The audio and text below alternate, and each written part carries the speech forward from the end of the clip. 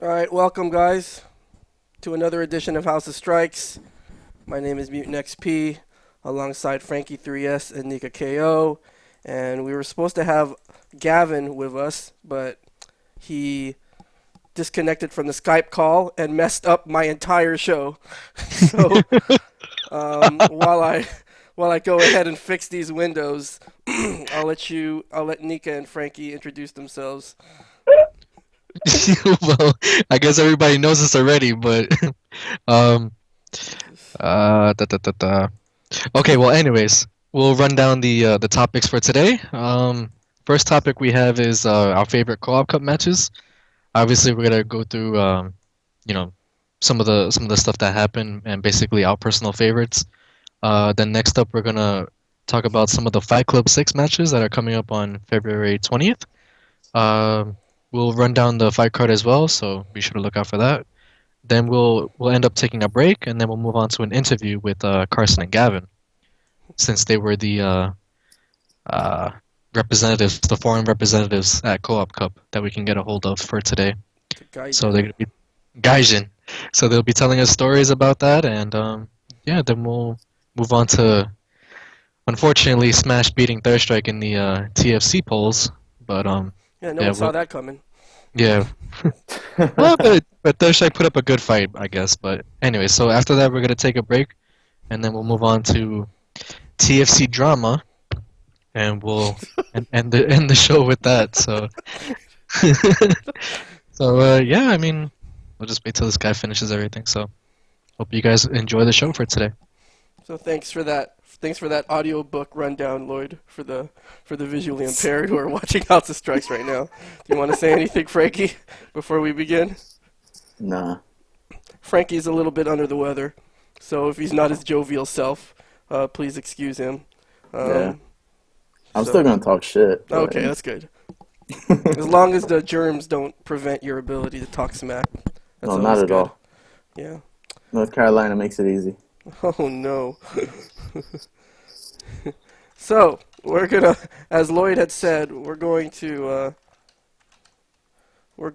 go ahead and begin the show by talking about Co-op Cup 14, which happened, of course, a couple weeks ago. And so, Co-op Cup 14 had a lot of sick matches. Well, pre-Co-op Cup and regular Co-op Cup. Of course, we had this gem between Hayao and Deshiken, with Hayao showing exactly how the Japanese pop off. They like to mimic the movements of the characters that they play. That's their idea. That's their idea of popping off. Wait for it. Yeah, there you go. And you guys can chime in on Co-op Cup. You know, what do you guys think of Co-op Cup? I thought it was amazing. I had a lot of fun watching you guys dissect all of the top 8 matches. I think that's something that's missing. You know, just having some American coverage for those events, because it's hard to discern top play sometimes. So it just made it really exciting for me personally to hear you guys talk shit about everything that was transpiring. This was, of course, the Cosby indictment sweater. Indictment sweater. Oh yeah, that was too funny. So this is obviously a clip from MOV. The playoff match. I don't know what this is. Is this Genki? Yeah, it's Genki. Yeah. Like I said before, I think after Genki lost to MOV at the last SBO, I think he made a vow to himself that he would never lose to him in tournament. Did it work out? Ooh. And I believe this is Tominaga? Yeah. taking on. I think don't know. it's Ian. You know all the Yang players. So, what else do you guys have to say about Co-op Cup, man? Jeez, it was really Sure. hype, right? Well, aside from the KO back-to-back win, uh, I think the biggest thing that the biggest exciting thing for me was the playoff matches Mm, and like the playoff format that they had. mm-hmm. Like for the regular cooperation, like the regular cooperation cup format, when they had the playoffs between three teams, that was that was just crazy. Like I've never seen that before, where teams beat each other three times in a row and just to survive. Teams were hungry. Yeah. You Yeah, know. the one thing Uh-huh. about Co-op Cup that stuck out to me was that it showcased the ability of a team tournament to invite a lot of upsets and excitement. Yeah. And the only thing I could really think about as that weekend ended was America being able to, um, you know, try Replicate. to try to Step our shut replicate. up. Mm-hmm. Yeah, just well, just give Third Strike a team tournament kind of platform. Mm-hmm. I think that would be very exciting For most people, not everyone shares your opinion, Frankie. for most people. But I definitely think that Co-op Cup was exciting because of the team format, Hmm. and we're going to talk about that more at the end of the show. But Oh, definitely, no. Yeah, another thing. Co-op Cup was great. Go Another ahead, thing. Frankie. Sorry. A quick disclaimer. Hmm. Um, I am not salty about my pick being wrong Mm. because No, not only well. go to the tape. All right, go to the Uh-oh. tape. I said Uh-oh. KO's team was gonna win first, Well, that's That's not. true. and that But was that's not what. before. That was, I don't think that's the issue, Frankie. no, and I said RX being on the team was good. It was cute, and it did prove to be cute at a moment because he saved them. But at the same, he wasn't the reason why they won. Right? Everybody had a hand in winning Yes, at but one point or another. you also made some inflammatory remarks about RX. What did I say? You said that he was quote unquote washed up. I did not say he was Yes, you washed up. did. When? Uh-oh. Go to the On the tape. show. Go Go to to the that tape. Go You to the said he's tape. washed up. Look, I might have said that, right? I think the Dayquil But is sinking in not. here. I don't think I'm completely wrong. I mean, it's possible for anybody to look good for a few games, right? Hmm. That's why the team But tournament format is so godlike. exactly. So but I did choose KO's team to win before. I found out KO was like I was fanboying on Mhm. so that's why I chose them to win. But at first glance, I did pick them to win, and RX was a big proponent of that. But once I have another pick, I have to make a case against it. So Yeah. I was just talking shit about RX. That's my nigga. And so, Lloyd, obviously, your name is taken from your favorite Third Strike player, KO. And can we just make it official and take credit for KO's win because of the I, video that we made? I guess so, because I specifically Of course, said I'm that. trolling. I s- KO probably has never seen the video before, but yeah.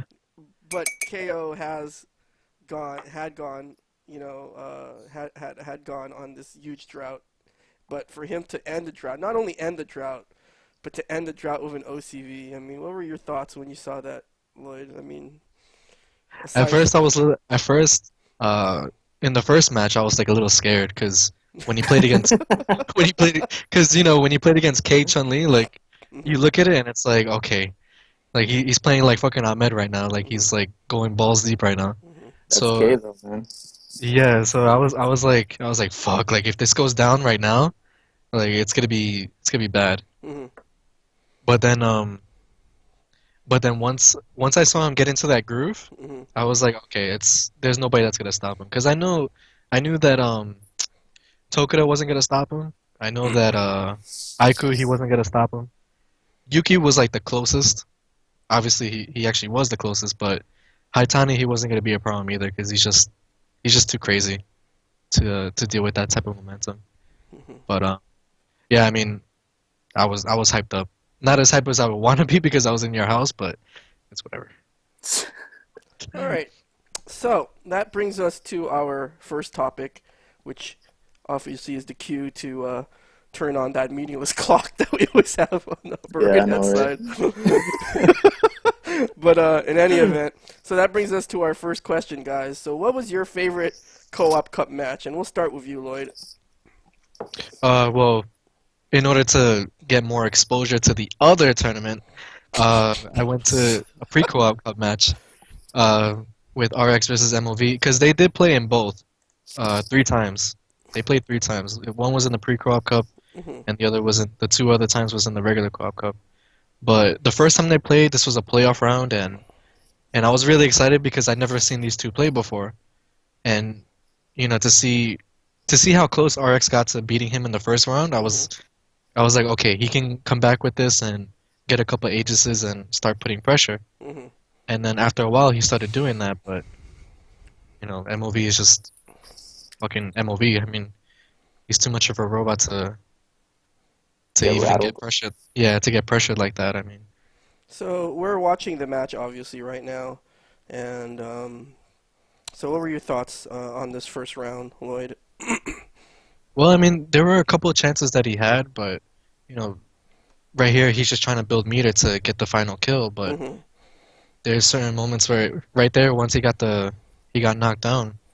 Well, it's kind of hard to see, but uh, he kind of let him get away with that one tackle Hmm. into Aegis. And yeah, I mean, there were a couple of moments, like one moment when MOV did a jump fierce fierce. I mean, he just missed the second parry to get him Oh for the yeah, yeah, yeah. so So little obviously, little thing little things like that make all the difference when it comes to playing a movie. so this is obviously second round, and you know what I noticed about that first round is that MOV had universal overhead, and he could have linked it into super, but I'm guessing he didn't do it because he didn't want to waste meter. But then RX ended up just out of sheer willpower, right? Just to try and stay alive as possible, because the thing is with the first round, right? Like obviously best case scenario against Chun, you want to win the first round, Yeah, but the second best case scenario is to make her waste meter.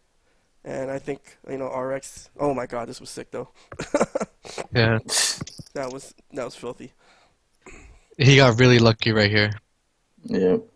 That one knockdown. I mean, that was just it right there. Yeah. And then into the The, clutch EX tackle. I mean, Hmm.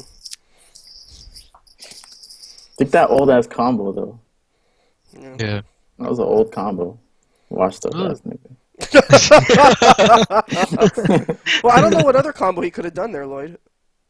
well, I mean, he could have done a tackle into unblockable or something like Yeah. that, but Okay. And use more meter. I mean, for the kill against this guy, I mean, No, but when he you did got EX, so he killed him anyway. So yeah, exactly. I mean, I don't think. that's what I'm saying. Yeah. There's no other choice he had. So Using an EX tackle against Chun is kind of tricky because of the way she falls. Sometimes the second hit misses. Yeah. yeah, So that combo doesn't look as easy as and No, it's very and risky. and RX was up here. yeah. Yeah.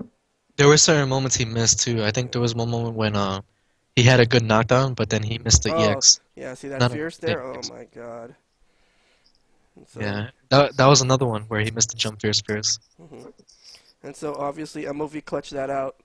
So and that brings us to you, Frankie. What was your favorite match of Co-op Cup? Did you two pick a match that was not on Co-op Cup? Or did you? No, I did not. I stuck to the script. I chose Yuki versus KO Oh in the grand my, finals. that was a very good match. And the reason that I picked this match is because KO would not have gotten any credit from me if he hadn't done really well in the finals. Hmm. And this was a perfect example of having a will to win Hmm. and adjust, Yeah, and but against Yang, especially, the twins can perfect each other really easily. Hmm. So I wasn't like necessarily worried, that Yuki had dominated that first round like that, but it's very intriguing, And right? KO got a virtual perfect here. Yeah, yeah, exactly. So that's just the nature of the matchup. Sometimes, that's just how it goes. Hmm. But I just, they're in the third round, they were really, scrapping it out, Hmm. in the terms of just making these adjustments on the fly. I think KO got on to how aggressive Yuki was being. Mm-hmm. And he started punishing him and, moving him towards the corner, and it just showed a resolve that I think KO has been, I'm not going to say lacking because I don't know the nigga, but I would say that hasn't demonstrated, in these clutch, Mm-hmm. high pressure moments. Now So I that was, chose this yeah. as a homage, and that was sick. That you see, that's it's just a will to win right there. Mm-hmm. It's like at that moment, there was a gap there, and he took it. I think in years past, KO would have been scared to make that risk, Mm-hmm. to take that chance and responding to that, but he did. So I just, as a homage to KO's success during that tournament, I chose that because it demonstrated that he was being scrappy. That Mm-hmm. he refused to lose that weekend. Yeah. The thing that impressed me about that third round is just the the courage, the balls.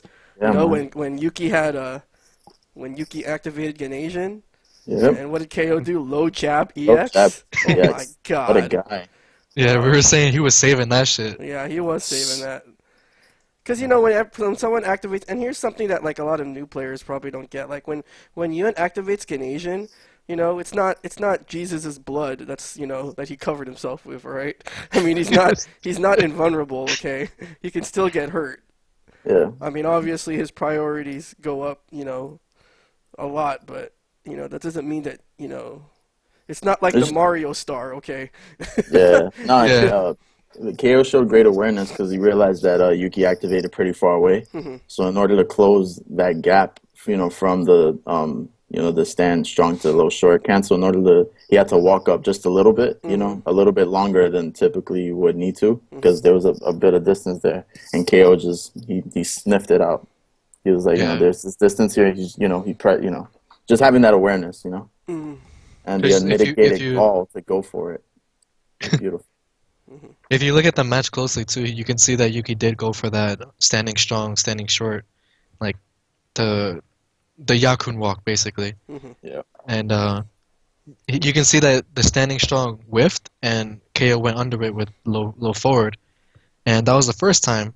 And then the second time he did it again, Mhm. but the next time he went into I think he did standing short at that time. Mhm. And then that was when he got hit with the low jab and yeah, he basically died. Yeah. So, obviously Co-op Cup 14 was another successful installment of that tournament series. It showed the world not only that Dirt Strike can still be a very hype event, but, I think, it really captured the attention of a lot of current players. Twitter was pretty active during Co-op Cup, right, Lloyd? Yeah. Yep. Shout outs to Ultra Chen. He told you that, huh?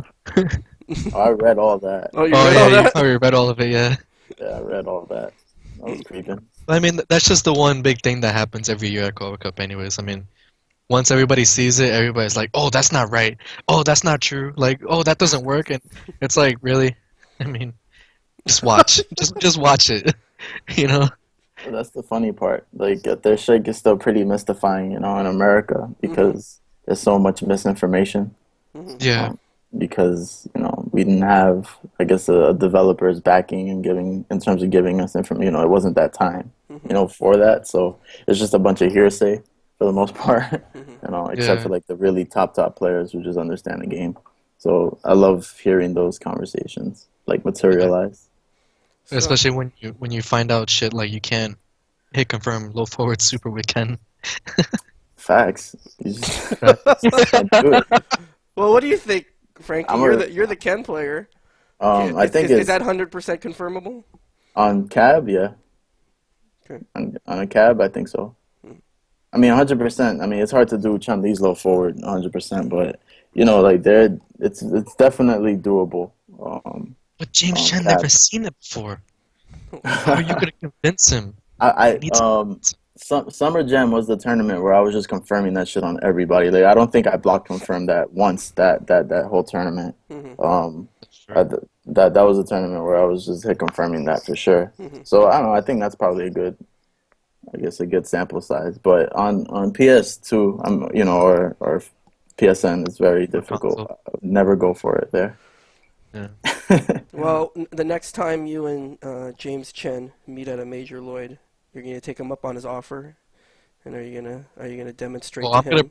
I'm gonna bring every single Chem player that I know from the tournament that's there, Oh my. and Uh-oh. because even when you get somebody like Shin Chang who doesn't play Third Strike like as often as it used to come out of the woodworks and say, oh, it does work and you can confirm it, then there's a problem. So Well, Shen is the scientist. I mean, he was one of the most technical Third Strike players back in the day. let them know. So, Let them know. Shout outs to Chang. but yeah. So, what are your closing thoughts on Co-op Cup, guys? We'll start with you, Lloyd. Like, I'm just happy that KO got the win finally, Mhm. because what was it, 11 times? 11. 12 Yeah. times? Well, now 12 times he entered and he finally Oh. won it. Facts. I mean, 1 out of 12. Not bad. I like the way he ended it too, because with the OCV, it's kind of like saying, like, okay, like, even though I fucked up all those years, like with SBO and the other co-op cups, like, I made up for it right now.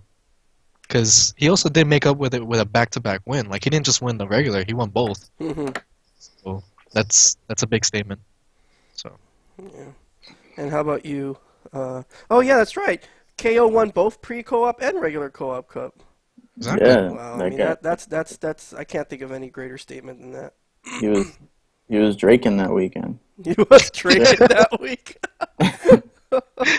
Oh my God. How about you, Frankie? After you finished watching Co-op Cup, I mean, what were some of the things that went through your mind?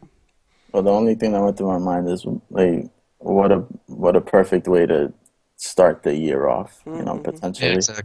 and I was very excited to see a lot of other people excited Mhm. about the game, and hopefully that momentum can kind of carry on with the schedule of events that are happening. They're pretty close together and Mhm. spaced out in such a way that it can kind of keep their strike still in the conversation. So, just getting focused, to practice myself, Mhm. and making plans to go, to bigger events this year and next. So I think everybody should just plan ahead, Like this could be a great year for 3S. Practice up. Practice up. Yeah, Anson. Oh, snap. Oh, Oh, we'll get to well. that. Before we get to that, I'm Yeah, I gonna know, put you. I I'm know. gonna put you guys on the spot. Sure. So is this a Stir Strike going to be at Co-op Cup next year? Co-op Cup 15. What do you think, Frankie? Are Em- you gonna be there? Emphatic, yes. Oh my. All right. Lloyd, are you gonna be there? Of course. Is America's favorite Third Strike son finally going to make the Yeah, Mecca-like right. pilgrimage to Japan?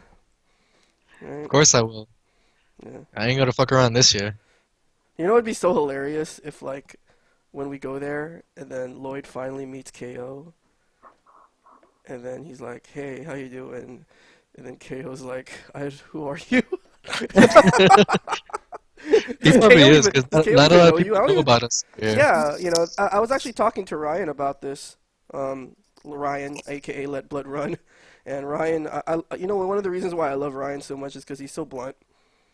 Yeah. Yeah. It's there's really no room for that anymore in the current FGC, and that's sad. But anyway, Yeah. so Ryan was very blunt, and he said, you know what, according to Japanese players, American players don't mean shit unless they go to Japan, unless they come to Co-op Cup. And so, hopefully, for all of you Third Strike players out there in America that have the means to go to Japan next January, I hope you'll join us, because This is Third Strike is planning to be at Cooperation Cup. We were trying very hard to be there with Gavin and Carson and Lance this year, but next year we are going to be in there. And so, Oh, yeah. watch for that. Full team. This is Third Strike too. Yeah. And, I encourage all the other American players to come. I encourage the people in Paris, the UK. Let's all make Co-op Cup 15 really, really hype. let's make it the year of the year of the Gaijin. And so, well, I guess that's that for Co-op Cup. So, the next topic for discussion tonight will be Fight Club 6, which is set to go down on February 20th. And so, real quick before the timer goes down, uh-huh. I need to talk to Lloyd about like my public relations and everything because he gets no shit for having KO in his name, but I get shit, and I didn't even give myself. That's true. That's This true. is nonsense. This isn't even fair. Uh-huh. That is really true. I mean, So I just got to work on my public relations and treat people a Uh-huh. little bit better, or not. Fuck them, But yeah, make I'm very Frankie 3 has your own name. Like, you've already done it so far, I mean, you've been using that name for the past, like, Uh-huh. what, 5 years? yeah, and it wasn't So, even my fault. I didn't want that name. Everybody gave it to me. You know how many tournaments like I went and tried to enter something else, and they was like, "Oh, this is Frankie." So they just, Frenzy Thirst Trap. everything. I entered as Ramirez del Toro, just randomly, and all of a Okay, sudden I went onto the stream and they changed my name. I was like, God damn it, I can't win. All right. no, but you know what? The good thing is, with us going to Co-op Cup, Frankie 3S will be your name as soon as we show it. Facts. What's funny is like I'm sure like a lot of the old school players, Nuki and Kokujin, they still remember, Frankie Melendez 3S, Yep. and so they'll Yeah. probably get mind fucked. Like, wow, Frankie, you aged so well. So, Oh, man. with that said, let's go ahead and move on to our next topic, and that is Fight Club 6. Yes. And so, remember that Fight Club 6 is set to go down on February 20th at Next Level, and this could very well be the last Fight Club held at the venue. And so we're going to do a couple of different things at Fight Club 6.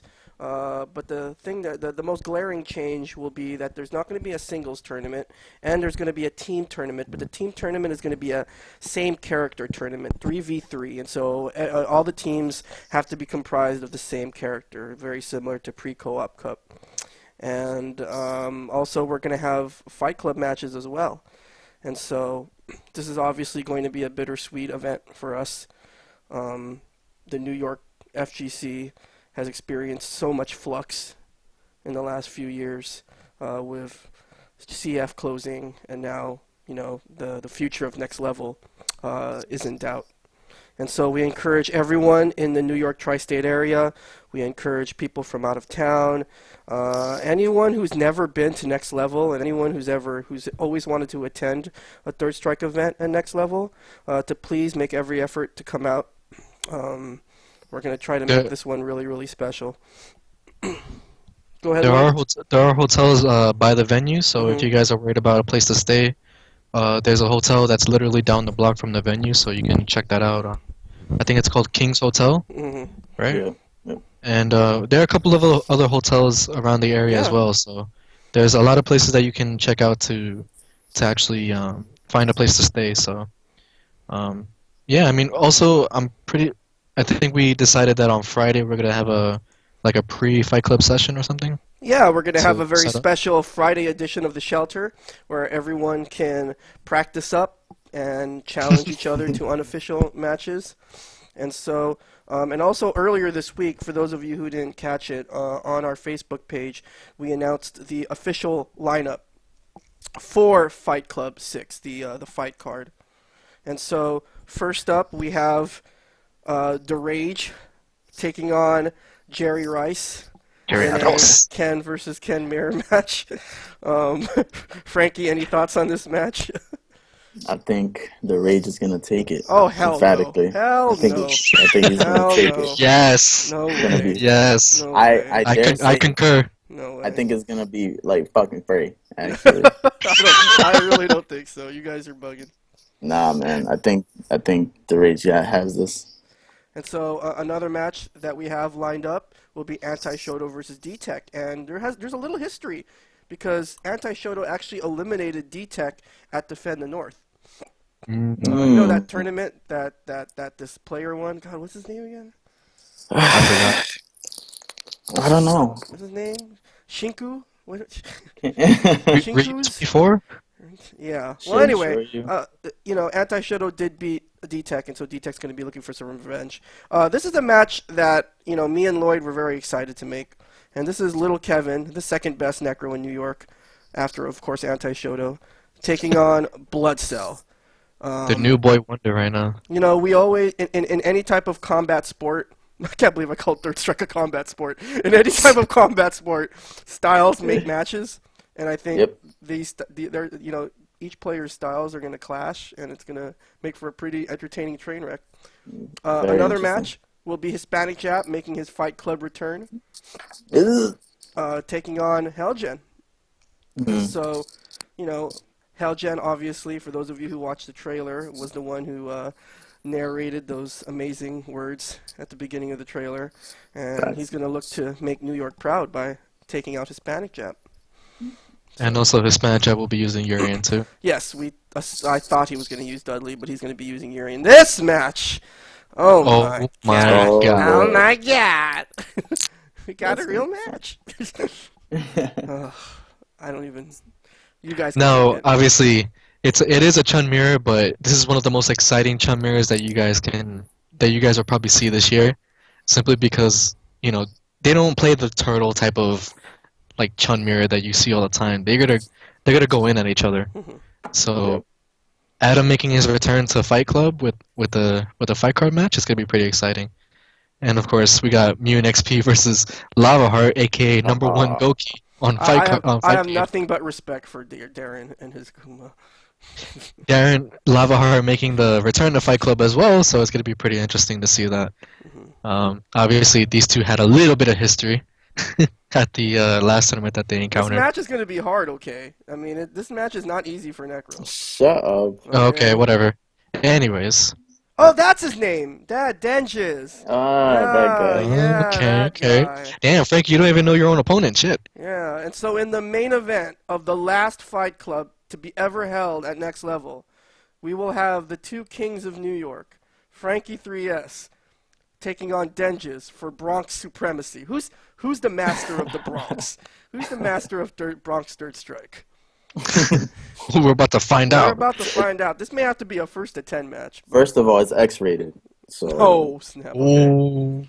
It's X-rated. It's the the real king of Bronx Third Strike. But so that brings us to our second question of the night. What are you looking forward to at Fight Club 6? Are you looking forward to a specific match? Are you looking forward to the same character tournament? Are you looking forward to the New Blood Battle Royal, which will be held at Fight Club 6? What are you looking forward to? The orange chicken at that new Chinese place down the block? I mean, what is it? The General Tso chicken is god. Like it is. So we'll start with you. Yeah, definitely. So we'll start with you, Lloyd. What are you looking forward to the most at Fight Club 6?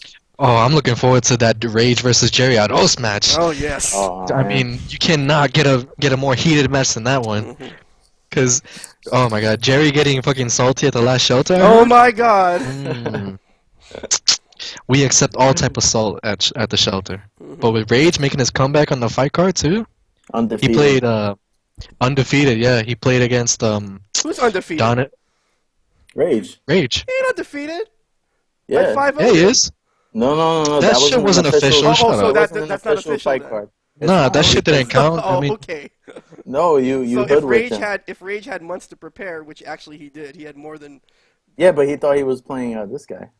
yeah, I mean, he was focused on Donna. She wasn't focused on that light shit. Okay. And that was after singles and everything. All You right, caught him at a Yeah, I bad mean, time. yeah, All right. exactly. You caught him at a bad time. Okay. Fucking. So I'm Anyways. officially making my debut at next Fight Club 6. Finally. My first and last money match at Fight Club 6. Well, we'll see. Okay. So anyway, go ahead, Lloyd. Sorry to cut you off. No, I mean that's the match that I'm looking forward to the most. I mean, Yeah, I know Jerry has like one of the best reactions he does. that we've seen, so it's gonna be interesting to see how he goes up against Rage, who's like really, really weird when he plays Ken. Really ass. But okay, whatever. That's one man's opinion, but he did go ham on Donners. So He did not go 5-3. Yeah, he That's did. not going ham on something. Last yeah, two but the shit that he matches? did, What Yeah, I he was did doing to sick Rage, shit. that's going ham. No, that's whatever. You propaganda. fucking That was play straight up, Alkins all the damn time. That was straight up hamon. All right. That shit was confetti. Seriously. So what? So who's your pick then, Lloyd? Oh, my pick is Rage. He's undefeated. I mean, if somebody's undefeated, you're not gonna go against Oh him. my gosh. Would you, Frankie? You guys are bugging. Oh no, not at all. He's scary. So Exactly. you pick Rage too? Yeah. What the Oh fuck? my lord. Is that a question? I mean, they both play really disrespectfully, so that's gonna be really fun to watch. But I Yeah. think Rage has the fight card experience to not get rattled the way I've seen Jerry Rice get rattled. Mm. So I think that's gonna be it. I'm pulling Okay. from my boy Jerry Aros. He's gonna show you guys, he's gonna show you guys how you treat trash in Third Strike. Yeah, Rage is gonna show you that 2-piece and a biscuit, son. A Mhm. 2-piece and a biscuit. 2-piece and a biscuit. So how about you, Frankie? What are you looking forward to the most at Fight Club 6? I'm looking forward to the Co-op Cup style team tournament, like the same character tournament, the pre-co-op. Because I personally don't know which character I'm gonna pick yet. So I'm going in a three-way circle, or three-way triangle between Remy, Oro, and Necro. So I don't know who I'm gonna pick. Who are you gonna get to team with you if you pick Remy? I'll get Rage. Rage and Everdread? Yeah. Oh, that'd be godlike. So That's a good I'm like that. just No, at number one, you're not picking Necro. Okay, you're not. well, we'll see. You're because not. You're not. Oh, okay. Well, There are anyways, already what's 3 the- Necro players, so you're not gonna. No, yeah, but you might want to pick Yuri, and there goes you right there, and then boom. Frankie gets inserted. There's Black, Little Kevin, and Anti Shoto. I get that, and So if one of that's- them doesn't show up, No, they're all gonna show up. I'm best They're all believe gonna I'll show pick up. your neck. All right, you hope so. No. But Well, what I'm anyways. really excited for is Lava Heart versus our moderator here, Mutant XP, Yeah, I'll try my best. because You love them both, Frankie. yeah, I do, but I love the shit talk because Darren does his shit talk. He bloviates like literally. He yells loud at Mutant, and Mutant always has these snide comments. It's like two different styles Different of shit styles talk. of shit talk. Yeah, and they're gonna collide. And I can't wait to see it. It's gonna be amazing. I will try my best. Are you nervous? A little bit. It's Lava Heart. I just hope I can get at least a couple wins. Yeah, Mutant taking them steroids right now. Those PEDs. You been He's- practicing? I test this fool. You've been practicing? Oh, just here and there, but No, he's been taking Wow. Wow, taking no a little some respect. yeah, juicing. juicing. But I take that match as a challenge because I've always had trouble with Akuma. I feel like Goki is one of those characters that can just kind of overwhelm Necro, and I think Darren's style makes this a very dangerous match for me because he's kind of He doesn't give. he's a very aggressive Akuma, and Very so aggressive. it's gonna really test my turtling powers. So we'll see. Good luck, Darren. I think we're gonna let's go ahead and steal the show and have the best match on the card. Gee, he's popping shit already. Yeah, seriously. It's like Like, you can hear that practice up. subtly in his voice. He's like, Yeah, oh, yeah. Darren, you gotta die. Yeah, but prepare, Darren. I'm not taking it seriously. I'm not practicing, but you should practice so we can steal the show. What an ass. Like, yo, Mutant, why you so godlike when the game is slow? When the game is slow. Yeah. I'm. What am I looking forward to? I think I'm looking forward to Gavin versus Adam. Yeah, that's gonna be Yeah, intense. that's a pretty good one. I just hope that Adam practices though. Yeah, I think he will. the Alhansli brothers have very unique opinions about, what going to Japan means when it comes to improving your level of Dirt Strike. And so Ahmed has obviously shown time and time again that he is, I don't want to say superior to Gavin, but has shown the ability to defeat Gavin when it matters. Right? And so now it's Adam's turn. And I really hope Adam uses Chun. Because all his other characters are aside from Urian, because I'm hoping he teams with me for the same Oh my God. character tournament. But But I think no other. I don't think Adam should be using any other character but Chun versus Gavin. Yeah. And What about so Jan? no. Gavin will mop Adam's Yun. You say that. That means that alone means Adam's gonna pick him. Yeah, that's true actually. You know. Okay. Retract your statement. Okay. So he might do all right with Yun. Let me see. Those mind games. You gotta say like Gavin's gonna body Adam's Chun Li with his Chun Li. He can't handle the Chun Li mirror match because Ahmed mind fucked him. You know when he started doing better than him in tournaments. You know you gotta say shit like that. Yeah. I mean, I don't know. I'm just looking forward to that match. Because, when you think about it, both Adam and Gavin, they have kind of the same approach. Yeah, Yep. they're very technical. And so, I think it might be the most high-level Chun mirror we've seen so far on Fight Club. Yeah. And also, remember, guys, we're going to have a New Blood Battle Royal. And so, stay tuned. We might add something to sweeten the pot a little bit. And Ooh. so, stay Yeah. tuned for that. Definitely, we encourage you new players to come out. I mean, if you guys just play online, please be sure to come out to Next Level and enjoy the arcade experience. I mean, Yeah. it's not something that you'll be able to experience if Next Level closes. So, Mm-hmm. now's Yeah, your that's chance. another thing. Yeah, that's another thing I'm looking forward to is just interacting with any potential new players and getting to speak with them and Yeah, hopefully encourage them to keep playing the game and helping them out if they need to. And yeah. I'm very much looking forward to seeing new players pop up. And reuniting with some old players. We encourage people from the old CF days, from the old Yep. 3S crew, to come out. It'd be great to see like Eric's there, Oh yeah. and Yeah. Old Man Chino. Ryu, and Oh, Cheeto. speaking of Old Man Ryu, will be making an appearance Oh, nice. in Obviously, breaking news. Tony. I We got like to see Tony there. Tony's coming as You know, well. Gay Mike, please move back, just come visit us. That We'll, or what's his name again? Cookie? I think that's his name, right? Cookie. cookie Cookie. eye Cookie. cookie something. It's something pertaining to dough. Do you guys remember that Necro player in Which one? The one CF? with the one with the bag Yeah, around his. who used Magnetic Storm? He was so Yeah, godlike. yeah. He Oh, was just I remember that guy. Remember him? anti. Yeah, That guy was Yeah, ridiculous. that guy got me tight a few times. yeah, he pissed me off a couple of times Yeah, too. a few times. He's just gonna sit there. Yeah, Is that all you're gonna do? yeah. We were playing Hold'em, and he was playing Pai Gow. We were just that's just Like, that's what it was.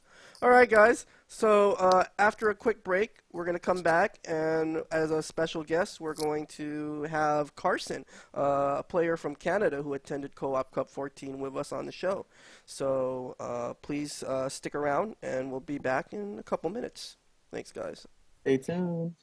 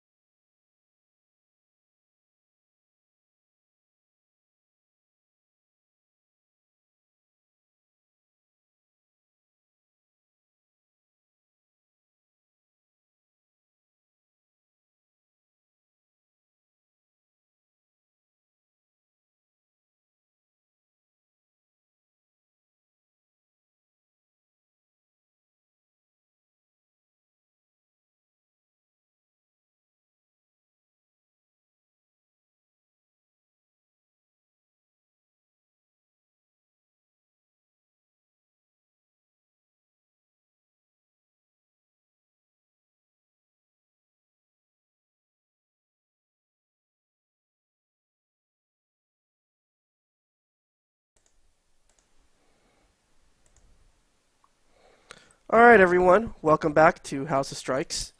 And so, on our next segment, we actually have a very special guest in the virtual studio with us today, and that is Carson from Canada. And so, again, we're gonna try and fix these things. We were originally gonna have Gavin on with us, but unfortunately, he was unable to stay for the duration of the show. And so, Carson, how you doing? How's it going, man? So I'm just going to go ahead and let Frankie and Lloyd take over while I fix these panels. And so, take it away, guys. So, Carson, how did it feel getting OCV'd by Tokuda? Oh, damn. You know what? There is no shame getting bodied by the team that plays second. It's okay. That's true. Yeah, I respect that. yeah, it's hard. It's hard. Gavin actually he did the best against that entire team. Well, it was only one guy against the entire team, but he did the best. But it was rough, man. It was rough. Just to Yeah, get bodied he like was that. he was saying that like he almost had him too, but he just messed up like a couple of times and Yeah, he actually, let it get away from him. at the end of the round, so he did like a super and then, put Takura in the corner. And then, he just tried to mash lightning legs to end the round. But then, Takura, his pressure was too good and the lightning legs never came out. So that was his decision. But he got really close. Damn, Okay. what a shame. So Carson, But I mean, aside from that, I mean, it was your first Co-op Cup, Yep. and were you able to play any type of casual matches before that, or was So, it just like? so I mean, there's a mini story if I can tell it. Oh, go ahead. We Go want- ahead. Yeah, the So the forum is first yours, day- Carson. So for the first day pre-co-op cup, the story is so we meet the arcade is called Tokyo Leisureland. Okay, so on the forums and on the chat, everyone was like, just meet at Tokyo Leisureland. There's only one. It's near the water. Don't worry. So me, Lance, and Gavin, we get up early. We want to get there, play some casuals, right? So we get up like 4 hours early. 8 o'clock, we meet up. We take the train. We get to Tokyo Leisureland. And then we're just kind of like, yo, where the hell is Tokyo Leisureland? So we ask the guy, and the guy's like, it's just right over there. But then I look on the map, and it's like, guys, it's not over here. It's across the street. It's near the water. So then we walk all the way. We follow Google Maps. It's on the fourth floor, like how we were told. It's on the fourth floor. It's an arcade, Tokyo Leisureland. So we're just like, where the hell is everyone? And we thought there was going to be some secret back room where, the doors open and every third strike player in the world is there. There is no one. So we were just like super confused, and it's, we're talking 1 hour later, 2 hours later, we still can't find it. So we're messaging RKF, right? We're like, yo, where the hell is it? Because he speaks English, so he could help us out with it. And then he's like, yo, it's not there. There's another Tokyo Leisureland, which is Oh on my the other God. side of the street. So he came to pick us up, and we're like running because the tournament starts exactly on time, right? And me, Gavin, and Lance partnered with two Japanese chum players, and we couldn't speak the language, so we needed RKF to kind of find them and everything. So we ran literally like 1 kilometer, half a mile, whatever, just sprinting, not jogging. We sprinting across the bridge to get to the venue, to the other Tokyo Leisureland, which is not on the goddamn map. And then, we get there, we pay, we register, and we play for the first day. So the first day, to answer your question, the first day we did not get any time to play any casuals. We sprinted there, we paid, we sat down, we played. And the worst part of that is we played the Ken team, which was Oh, the boss's team. yeah, oh, that was a nightmare. It was like Boss, Deshi Ken, Yeah, a whole bunch of others. Ouch. yeah. That was pre-co-op cup. yeah, pre-co cup, but that was the worst I've ever gotten bodied in Third Strike ever. Who did you guys play? So what happened was one of the, I don't know his name, and I apologize for that, but one of our Japanese chun players went up first, and he went up against Metsuken, and he won. So when that happened, we were all like, holy shit, who is this guy? I don't care. He just beat Metsuken in a very convincing game too. So it was amazing. Then Shie went up, the purple Ken, and then our guy Lance. Then Lance went up, and Lance won. So then we were like, oh man, we might We be can able do to this. we could do this. Like, you know, really you can't because you know all the Ken players. We're like, whatever. Like, in the moment, we're like, we can do it. And then, you know, Deshiken goes up, and that's when the nightmare begins. Oh my God. Bodies Lance, like, no chance. And I'm not insulting. Lance, no, like, I'm not insulting him, right? Bodies Lance. Then I go up. Bodies me even worse. Like there's just no chance. And then Gavin goes up. And Gavin got the furthest. He actually built enough meter for a super and landed it. And and it's just not insulting because this guy is just like, he destroys all Chun players. Like That's in the tournament for the Co-op Cup, if you like ever watch the video, his team faces Nuki, Nuki's team, and he faces Nuki himself, and he bodies Nuki. Yeah, that's true. Instantly. And when me, Gavin, and Lance watched that, we were like, we got bodied the same way. It's like, it doesn't matter which Chun is behind the cabinet. He's just going to destroy you. So yeah, that was it was a good experience, but it hurt. It hurt. So he ended up not OCVing you guys, but basically taking out the entire team. Yeah, he took out the entire team. Damn. That's a shame. And then we got put up against Sugiyama's team, the Necro team. Mm-hmm. And that was a heartbreaker because we did well for that. I mean, I lost my match, but we did well for that, and it came down to Gavin versus Sugiyama.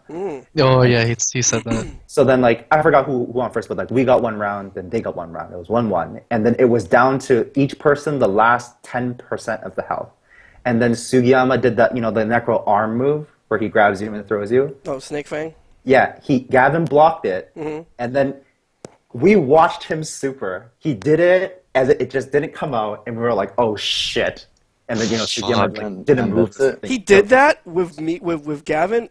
He did it. Loaded with meter. Yeah, man. Wow. He did it, and then they're not godlike. I told you. No, I mean it was just such a heartbreaking moment because in my heart, Gavin won. Like when I saw him do the super, in my mind, he did it. He won, but it didn't come out in the game. Wow. Damn. So you physically watched him and you saw him go through the motion and press the button and nothing. Nothing. It was just like, you know, like that move has a lot of block stun. Like It does. Yeah. realize so. Yeah, You know, so you have to take your time. yeah. Don't have to rush, you don't have to rush the super. Plus, if Chun is crouching, she has a lot more block stun. So Right. Exactly. And remember, Necro's recovery for that move is like freaking 17. 30 frames like- or whatever. I don't know. It's some ridiculous number. So yeah. But I have to say, just have to take a moment and say, I've always had a lot of respect for Gavin. I mean, I played him in a bunch of casuals in Japan, and I learned a lot from him. But after seeing him play in Co-op Cup, pre-Co-op Cup and Co-op Cup, it's like that guy did really well for like tournament. Like he turned it on. Like he lost, but he did very well against Deshiken. He was the only of the 5 Chuns to land a super on the damn guy. wow. And he did very well against the Necro players. Like for tournament, like he brought it. So a lot of respect for that guy. that's good to hear. Yeah. Considering he might be our partner. Carson. Yep. Real quick, a lot of people who don't go to Japan or who haven't gone aren't exactly like privy to Japanese people. How receptive were they to you guys? You know, like in terms of just, I'm not gonna say friendliness, but being willing to give you tips of, you know, if that can get translated and things of that nature. Like were they friendly? Yeah. So Lance and I had kind of different experiences. He was there longer and a lot earlier than me, so he went to more arcades and, you know, sat down with different people. The people I just happened to talk to that did speak English, for example, Genki was super nice. You know, I walked to the train with him. I had a huge conversation. He gave me a lot of feedback. He talked to me, commented on like the players in general, and he was very nice.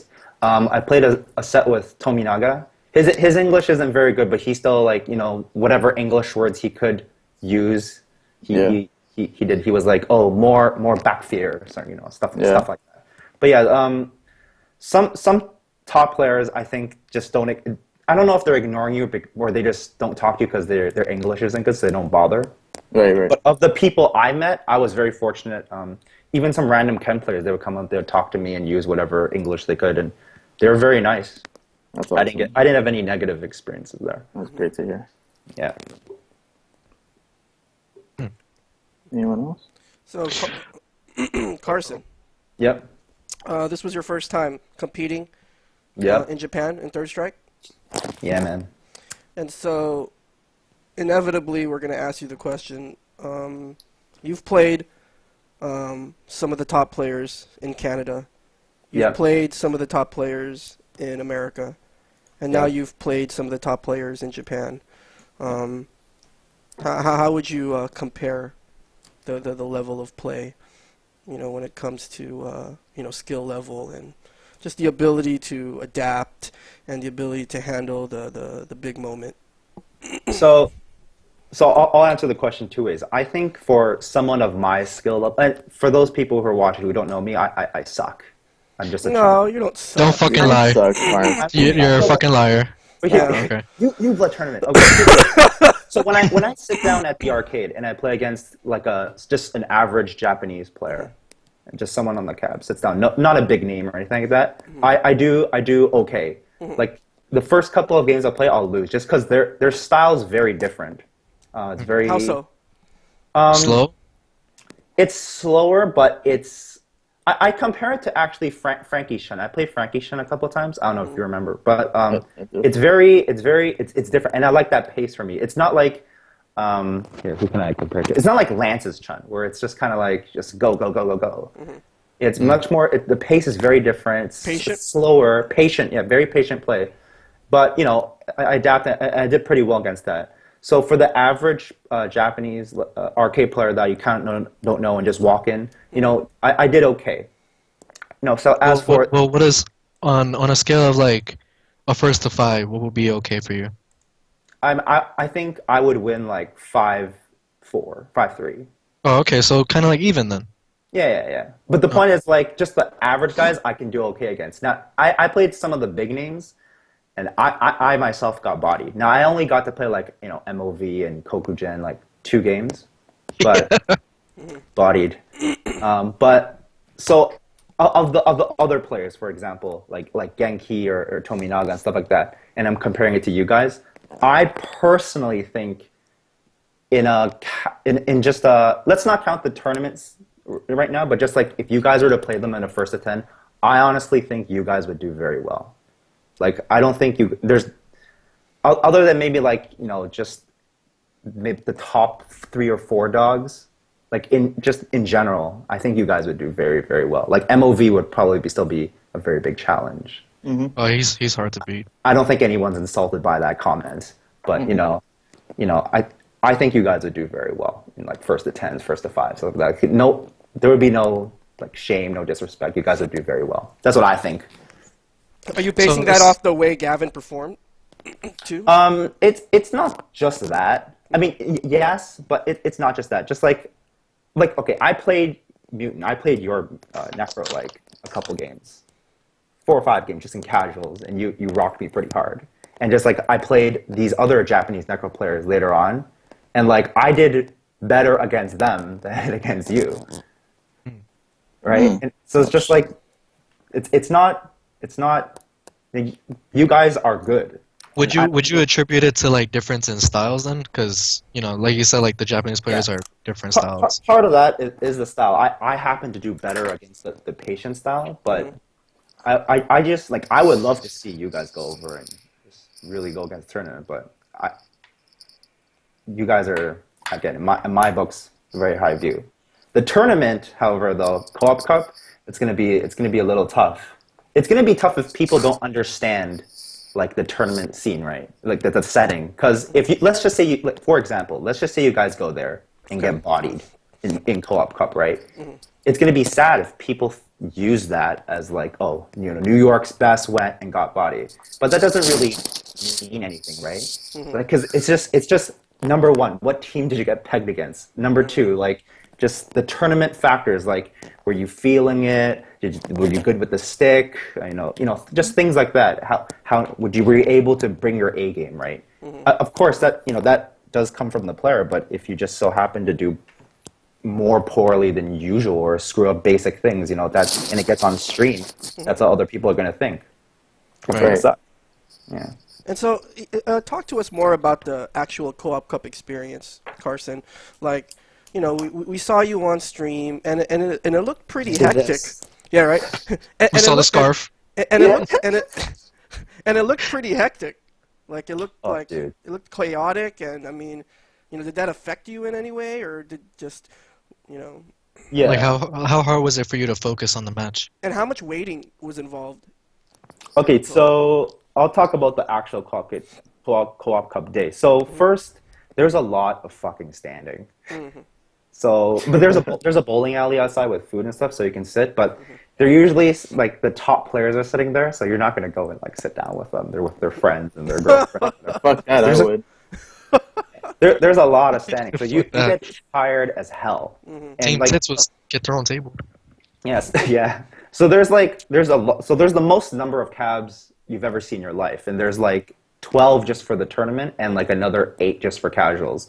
But lining up for casuals is you have to wait like 15 minutes for your turn, because like when the top dogs aren't playing in the tournament, they're not resting, they're playing in the casuals, right? Oh, okay. MOV had like 33 wins, so he was just there forever. That man gets a freaking value for his 100 yen. I was there for an hour. I spent like $10. He spends 100 yen. He's there. He's not getting off the cab. Anyways, back to answer your question. I mean, so two things I really like. Number one, that tournament, even though it was a full day and it's really tiring, it's run on time. So you get there, they tell you your block starts at X, it will finish at Y. You have a break. If you're eliminated early, then you're done. If you're still in the tournament, it's like you're playing now. Here's the time allocated for you. Come back. So it's the schedule itself. It's very organized. You know exactly what's going to happen when, other than where the damn location is. And it's great from that perspective. For the other question, like could I focus and things like that? I think I was a little lucky because I grew up in a kind of an arcade scene, with loud noises, everyone playing music games or whatever. So when it was my turn, I was able to focus on my match. I think Lance, I was talking to him like in arcades, or he was having a little bit more problem just because it was too loud, and he couldn't like confirm, for instance. So he had some struggles there, but he still performed very well. But yeah, it's not chaotic. I think it's very well organized. And it was a great experience. I encourage anyone who loves Third Strike, loves watching, and can afford it because money is a big thing. Go over there, get bodied, join. You meet a lot of new people. You meet friends. Like of the people who speak English, you just meet, talk, have a beer. It's fun. It's just the experience is. You pay to go get bodied. It's okay. It's a lesson. It's a lesson.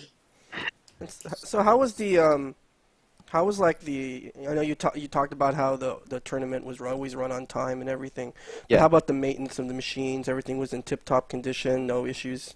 So I think that really, my opinion on that at least, is that really depends on the person. So for me, I didn't have a problem with any of the sticks at all. I was okay with the height of the chair, the stick condition, the buttons, things like that. Like I just didn't have that problem.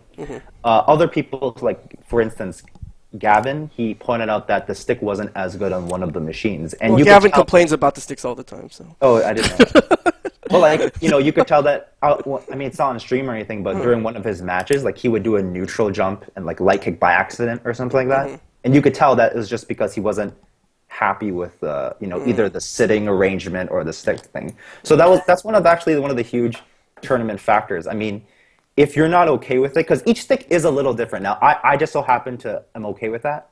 But if you're picky or you're, whatever, each machine is a little different. So if you just sit down and it's not okay, then you're going to get affected by it. Ryan did point out one thing, which was a big thing, and I thought unfair to some of the competitors, is on the side where it streamed, it was like there was a glass window. So the sun was really strong and it would glare off the screen. Okay. Yeah, and Ryan was saying how he couldn't see for some of his games. And I agree with him. Like, I don't know how people didn't complain. It was really... Yeah, like, especially using Chun stage, I mean, you already got a yellow background. I mean, it's probably really hard to see that.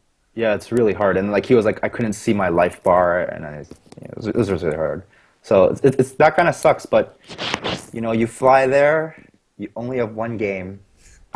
It's harsh. So I mean, that's what you pay for too, So Yeah. Yeah. So what do you think? If you could only name three things, like the three top things that you learned from your trip, Carson, what would they be? Number one, when playing against Tominaga and he has bar, just run. Don't fucking do anything. I don't know if I mentioned this. I played him 5 games in a row, and every round, I swear he let me have it. He would let me hit him until like 10% health. And I would believe for 1 second I can beat him 1 round. Forget the game.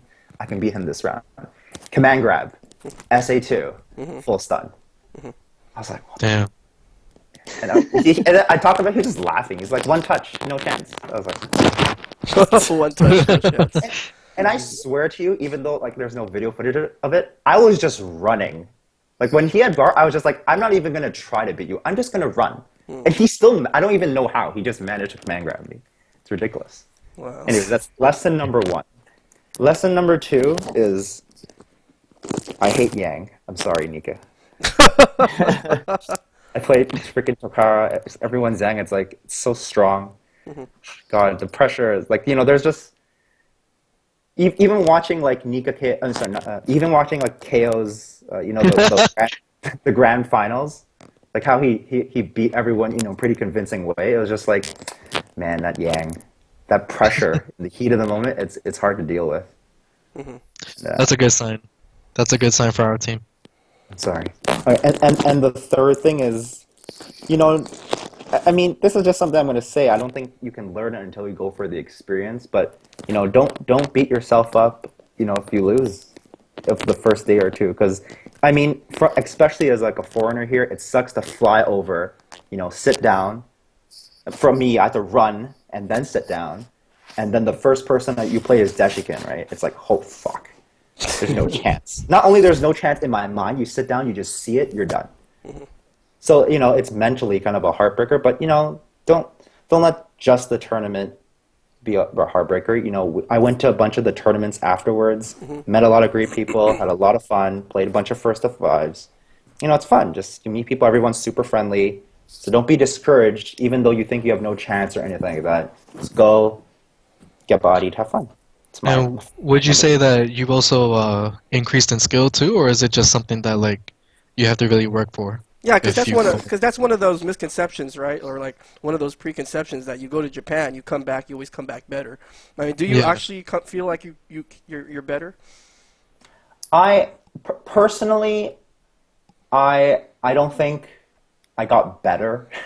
I just think I have a better understanding of certain matchups.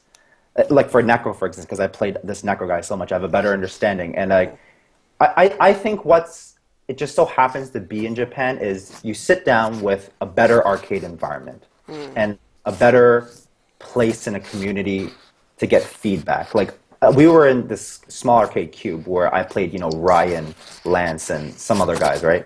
And Ryan would just sit behind me and Lance and just give feedback, right? And just like that 1 hour, and he did this for days with Lance. Just those couple of days, that is what makes you a better player. Not so much just going to Japan and playing some players. Right? That doesn't make you better. That just reassert yourself. But if you sit down, really do your homework, have discussions with people, and just be like, oh, what did I do wrong? What do you do wrong? And then go have dinner over that, come back, try again the next day. That's what's going to make you a better player. And it just so happens that Japan grants that opportunity because it is more cabs, more people. Things like that. Did you end up like sitting behind like the chum players, like MOV, Nuki, or something like that? Yeah, I sat behind. And did you end up learning anything like that from that perspective, or is it just something that you can just learn from people telling you? For specifically sitting behind someone like MOV, I think there's two. I mean, maybe for you can learn much more, but for me, there was just too much of a gap. Like he was doing really weird things I just didn't understand. Like he did this. Like what? He did this back, like that the Chun-Li slap move, the back medium punch. Back strong. Yeah, he did back strong into spinning bird a lot of times in casuals. But he was buffering it in a really weird way that I can't explain. But he'd just do it, and it would work every time. And I was just like, who the hell does that? Well, you technically have to partition, right?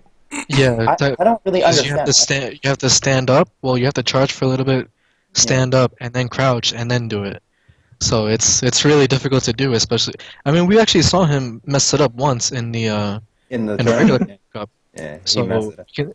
but I mean, for him to get it consistently, it must mean that Mhm. it's something that gives it has a purpose. It probably gives you like the most meter, Yeah. or it's probably the one thing that can connect to fierce lightning legs. I mean, fierce spinning bird kick.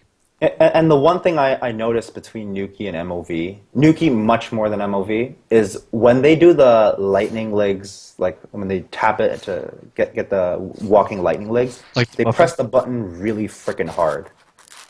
It's Because like you they can probably hear do it that from as a a count, mile away. so they can count it. Because there's always that little four counter where you have to press it a certain amount of time. So Yeah, they probably exactly. press it like 1, 2, 3, 4, so they know how much they have. Mm. So that's probably one of the concepts behind it. So it makes sense, but Yeah. yeah, They do a it lot of really people well. don't do that. So Carson, are you going to be back next year? Are you going to? Um, so yeah, I had a chat with everyone about it. Like Gavin, I definitely want to go back. Mhm. Money permitting. Yeah. Mm. That's all it really is, right? Like when it boils down to it, it's A, can you take vacation? Mhm. B, can you afford it? Mhm.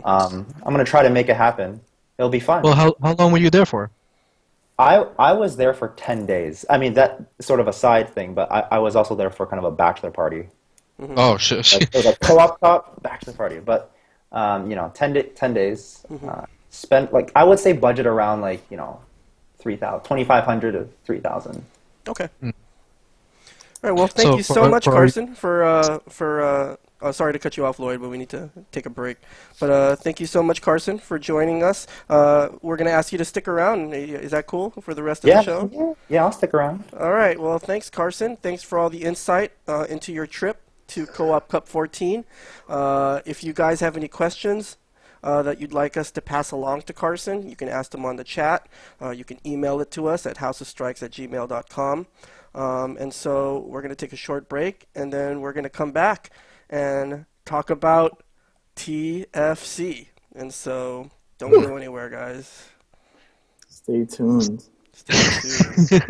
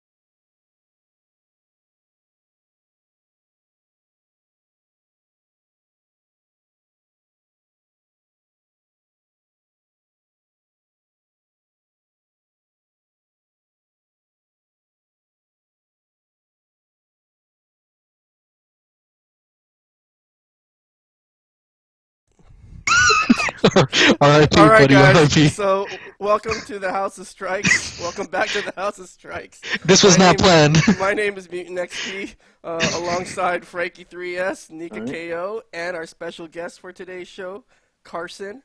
As you could tell, we are all on the East Coast, and apparently, Carson, Lloyd, and Frankie did not pay their heating bills. Because Shut the fuck up. I'm pretty toasty here. Maybe it's because of my added fat and weight, but I'm pretty toasty here. In any event, so we're gonna go ahead and This was not planned, guys. yeah. So in any event, we're gonna go ahead and move on to our next Topic. topic, which is TFC. And so and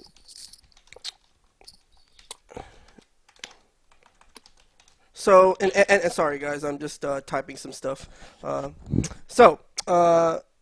For those of you who don't know, the Fall Classic, which is a event that originally all of the organizers for the East Coast majors came together, and they wanted to create a mega event, a mega major, kind of like an Evo of the East. And so that came about TFC. And so TFC is set to go down in October. I believe it's October 7th to 9th. I don't know if those are the dates. Yeah, that's right. Someone fact check that for me. That's correct. And a couple days ago, or earlier this week, the organizers in TFC opened a poll announcing that they had $1,000 to add to the pot of a game. And to everyone's surprise, Third Strike was in the lead in that poll for the majority of the week. That is until Melee came into the picture. And so, obviously, I don't need to explain to everyone the popularity of Smash and Melee. And so, even though the race was pretty close, last night at midnight the poll closed, and unfortunately Third Strike lost out on the pot bonus to Melee. Obviously the Smash community is very big, very large, and now they're going to have the backing of ESPN very soon. That's true too. But the race was pretty close. I think it was a difference of about 200, 300 votes. Yeah, it was like 200. And so I think Smash got about like 1,300 votes. Third Strike got 1,000 votes, which just blows my mind. 1,100. 1,100 votes. And so, actually, a couple hours ago, earlier today, the announcers at TFC, I guess they were feeling sorry for everyone who voted for Third Strike, and they recognized just how much support this old-ass game has. They announced that they may still add something to the Third Strike pot. And so shout-outs to Big E, shout-outs to Larry, a.k.a. Shin Blanca. But in any event, the next question is, obviously Smash beat Third Strike, but what's your reaction to that? I mean, do you think it was more of a defeat or a moral victory? So let's start with you, Frankie. What did you think about that vote? I don't believe in moral victories. And in a strange way, I feel a little bit relieved that Third Strike didn't get the pot bonus, because it's very difficult for me to envision a tournament that, Third Strike got that pot bonus, living up to that hype of them getting the pot bonus. I don't think 98% of the people who voted for Third Strike would actually attend TFC and enter the tournament and make Even with the pot bonus? No, I really don't think so. Because when we're trying to attract the upper echelon players, like they're thinking about a different amount of money in terms of what their games get.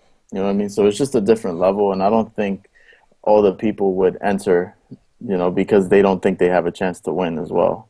It's not like Smash where it's still very much so alive.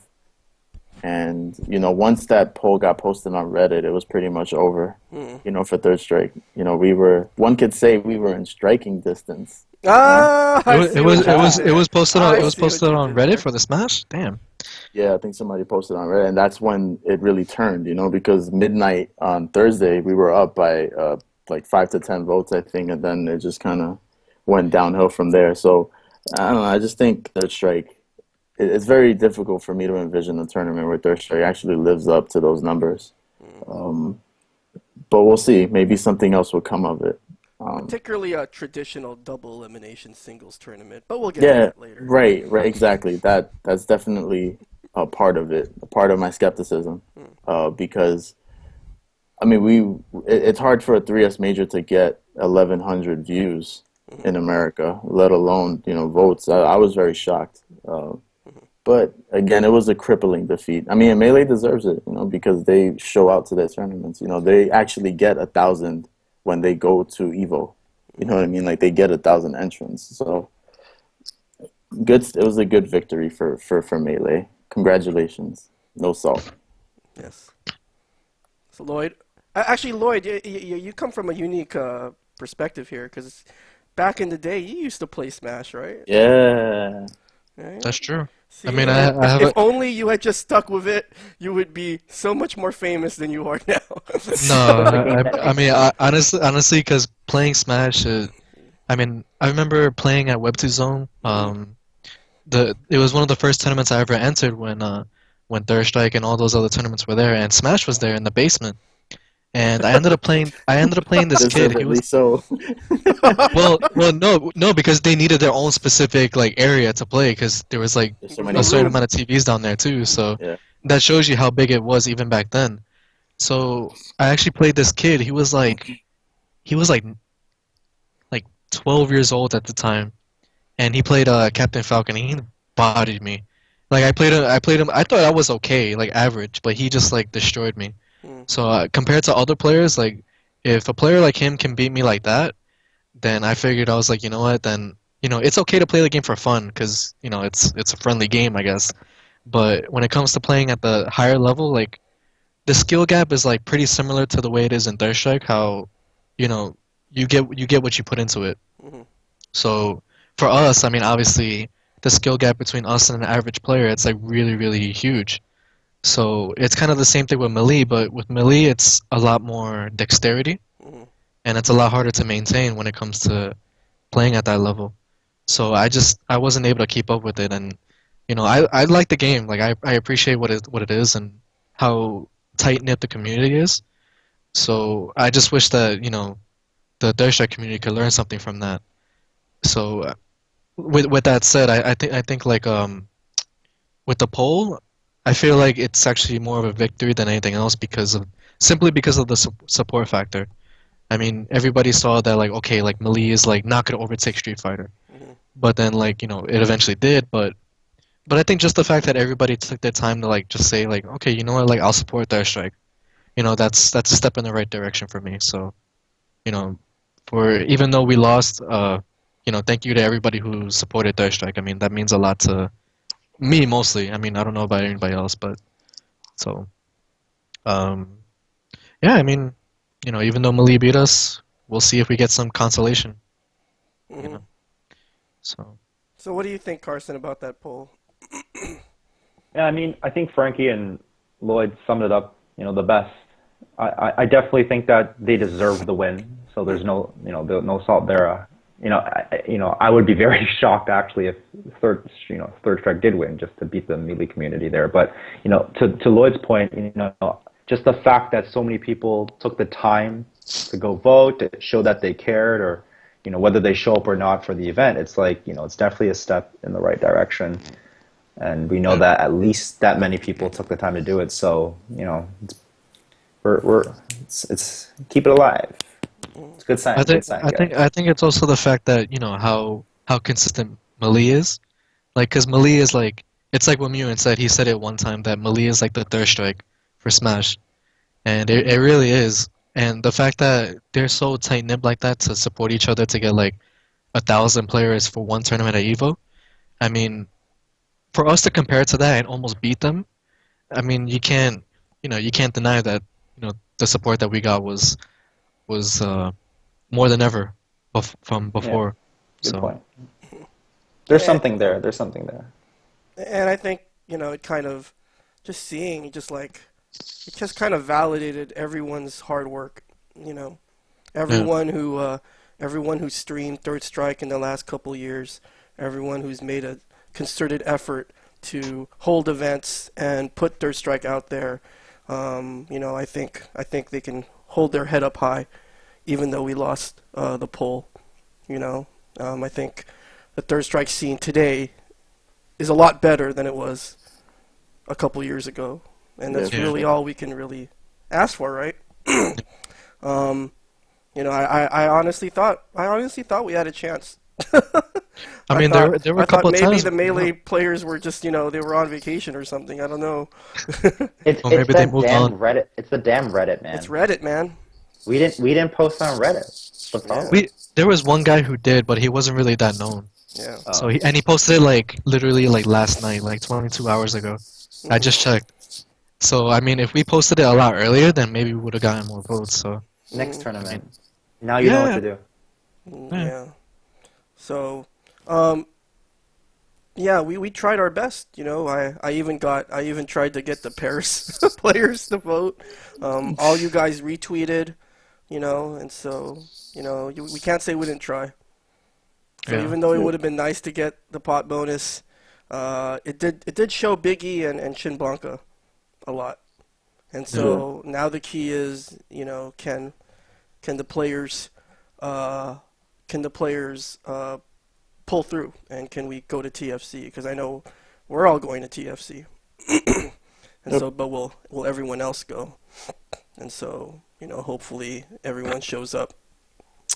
So, with that said, we're gonna go ahead and talk a little bit about some drama that occurred on 3S Junkies, and just to make sure that there are no minced words or anything, we here at This Is Third Strike together help prepare this official statement that they have asked me to read in an attempt to clear the air between the New York Third Strike scene and the North Carolina scene.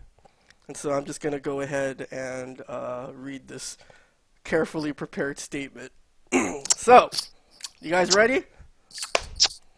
All right. Okay. So, last week on Third Strike Junkies, I shared an idea on how to make 3S stand out at TFC. That idea was to run an SBO-style 3 versus 3 team tourney and do away with the singles format that has become the standard for almost all American 3S events. While many players responded positively to the idea, there were others, namely Exodus and the 3S crew from North Carolina, who insisted that making such a change would discourage players from attending. In response to this argument, I posted the number of entrants that participated in 3S in the last 3 TFCs to suggest only 2 things. Number 1, taking into account the historically low turnout for 3S, it may not hurt to try something new. And number 2, perhaps the key to increasing turnout might have to do more with promotion than choosing one format over the other. Unfortunately, the North Carolina players took offense to my response and proceeded to blame TFC's low turnout on other 3S players who failed to attend the event. Now, before I go any further, I want to let everyone know that I assume full responsibility for the way the conversation turned out. In retrospect, I should have ignored North Carolina's response. Instead, I allowed my emotions to cloud my judgment, and as a result, my post turned into a war of words between myself and the North Carolina players. And for that, I apologize. But with that said, I want to make something abundantly clear. My critique of North Carolina was not born out of malice. Prior to this incident, I bore no ill will toward anyone in that scene. Moreover, my critique was directed at the players and not the individuals who runs their arcade. As a matter of fact, we here at This Is Third Strike respect and admire anyone who has the courage to operate an arcade in today's gaming landscape. My critique, rather, was motivated by a genuine desire to see people play 3S for years to come. I believe that the onus for reviving any scene rests solely on the players. We here at This Is Third Strike believe that if you want 3S to matter, it's up to you. Don't blame esports, don't blame SF4, Don't blame the 09ers. Instead, follow the examples set by hardworking folks who run things like the Boiler Room, Gutter Trash, the Breezy Excursion, and get 3S noticed. This is the point that I wanted to get across. And while I certainly could have communicated that point in a more diplomatic way, I was merely voicing my frustrations with a group of players who could be doing so much more with what they have. If anything, I hope this incident will motivate the North Carolina players to create more exposure for themselves and the entire 3S community. So on behalf of everyone here at This Is Third Strike, I hope that the North Carolina scene proves all of us wrong and puts on an amazing event at TFC. So now, let's turn to our idea, which basically sparked this whole debate to begin with. Now, as far as our idea for replacing singles with teams, and, again, I'm going to ask you guys what you think about this as well. We believe that the key to keeping 3S alive is to differentiate it from other Third Strike games. And the best way to do that is to persuade players that 3S can offer something that current fighting games can't. And in my mind, those two things are, number one, the experience of being part of a team, and number two, playing in an arcade setting. Earlier on the show, we discussed how hype Cooperation Cup 14 was. Making teams the focus at TFC gives players new and old the opportunity to experience all the highs and lows that come with competing in that kind of event. Individual achievement will always be the focus of current fighting games. So why not offer players something different? There is, in my mind though, a more pressing void that 3S can fill. Last August at Summer Jam 9, while I was setting up the stream for Third Strike in Tony Major's arcade room, I couldn't help but overhear someone say to his friend, quote, "Wow, this must have been what it was like to play in the arcade." It was at that moment when I realized that the best way to keep 3S alive, the best way to keep any old game alive, is to promote both the game and the way we grew up playing it. And to me, nothing reminds me more of the golden age of fighting games than Super Battle Opera, SBO. You guys all remember SBO, right? SBO was the ultimate arcade experience. And reviving it, especially at a time when current players are dying to know what it's like to compete in the quote-unquote old FGC, might be the key to keeping old school games alive. Ultimately, our goal was to create an event that people could look forward to every year. TFC is supposed to be the biggest East Coast major of the season, and all we wanted to do was create something that befit the occasion. Just imagine, guys, a future where players every year at TFC come together to celebrate not just Third Strike, but Super Turbo, Vampire Savior, even CVS2, and every other old school game that's helped make the FGC what it is today. Tournament organizers like Big E and Shin Blanca are willing to spend their time and money to bring arcade machines to their majors. So why not offer their efforts by creating something that will reward their hard work? Create something special, something that we can all look forward to every year. And so in any event, that's our whole idea behind suggesting that we do teams at TFC.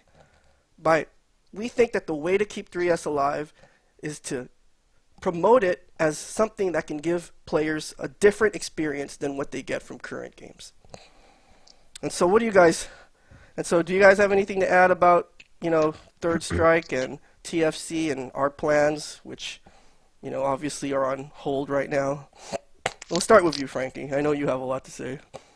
No, I don't. I mean, hey, I'm truly just sick of talking about it, to be honest. But I think Carson's experience at Co-op Cup kind of highlights your theory. Speaks for itself. Yeah, because even he said that if you take a step back and analyze things for what they really are, there's no way that you're beating them. But in the moment, people will actually think that they have a chance to upset stronger players. And that can happen at any time. It doesn't just have to be a pipe dream. Things do happen in team tournament settings. There's no way that, you can convince me that somebody can beat a top player 2 out of 3 times. But anything can happen in one game. You know, and I think that that's an element of team tournament matches that make people want to join. And from what I noticed, all of the people who were objecting to the team tournament concept were the top players. All of the players who were mid-level or low-level were excited about the prospect of having an all-team tournament, you know, and not having singles. You know, and the only people who were objecting were the players who would be threatened to be upset. You know what I mean? So I don't know. I think North Carolina just sucks. I'm just gonna leave it at that. Their attitude stinks. I think that's all it is. Lloyd. Well, obviously, the biggest argument that people will have is that like they're gonna go out and say, "Oh, why not run both?" And my thing with that, I mean, yes, we can run both, but the idea is not to run both. It's to focus on one. You know, I mean, we could focus on singles and you know have everybody join in and have one But player here's the come out thing, to the Lloyd. top. Just let me cut you off here real quick. But the thing is, people already run singles. Well, that's what I was Everywhere. gonna say. All That's my around the point that I'm world, trying to all make. around the year, everyone runs singles already. That's exactly my point. Because I mean, we can say that you know, okay, like top three, top four, or top eight is gonna be New York or the East Coast or whatever. That's besides the point. It's not for we're at that point now where it's not about who's the best in the game anymore. It's about how everybody else enjoys the game. I mean, that's the whole point of us having the new blood tournaments, having you know the apprentice tournament that we had before.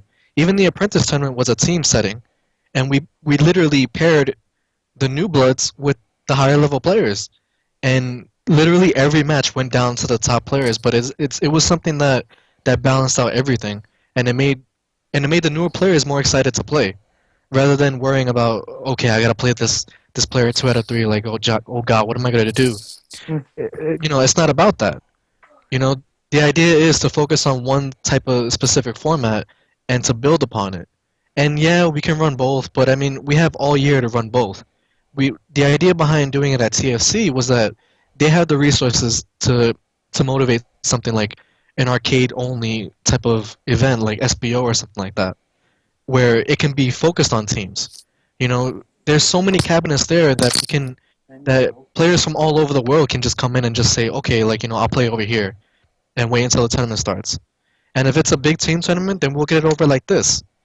And you know, yeah, it's fine to run both, but it's you know, running singles at this point isn't going to do anything but you know, discourage the newer players, which is what we're supposed to be focusing on, from joining the game. I mean, Well, that's my fear, Lloyd. I mean, my fear is that this intense desire to run singles is more of a selfish desire than a I mean, desire to actually get new people to play the game. That like and so because I've been trying to solicit arguments for how running Third Strike in the same format that we've run it in the last 15 years is going to get more people excited about the game. And I have yet to hear a convincing argument that proves that to like me. like one thing that I've noticed was that like you know, after that whole conversation, like all the you know personal stuff aside, you know, I went ahead and literally promoted a schedule. I said, okay, a hypothetical schedule will be on Friday, you know, the New Blood Battle Royale, maybe something for the New Bloods, or maybe a high roller singles tournament. Then the second day, uh, you know, a team tournament or something like that. Then the third day, maybe finals, or the idea is that we always have the Fight Club after the original day, which is Saturday, you know, to run the card and everything. We don't do it on the finals day because everybody already leaves. So the idea is to do it on the Saturday. So we run the tournament on Saturday, then have the Fight Club, and then Sunday we have the finals. Now to fit in everything, like an actual regular singles tournament, no high roller or anything, just a regular singles tournament and a regular team tournament, it's not going to fit within that timeline. And somebody, I think one of the owners for the arcade decided made a suggestion to get rid of the new blood thing altogether. And me personally, I didn't like that idea because why would you want to get rid of something that introduces new players? That just makes no sense. I mean, we're depending on the new players to make these events big. And personally, I think because of what we've done at Fight Club with the New Blood Battle Royale, that's one of the reasons why the Fight Clubs have been so exciting for all these new players, and why we've been getting more players to join Third Strike.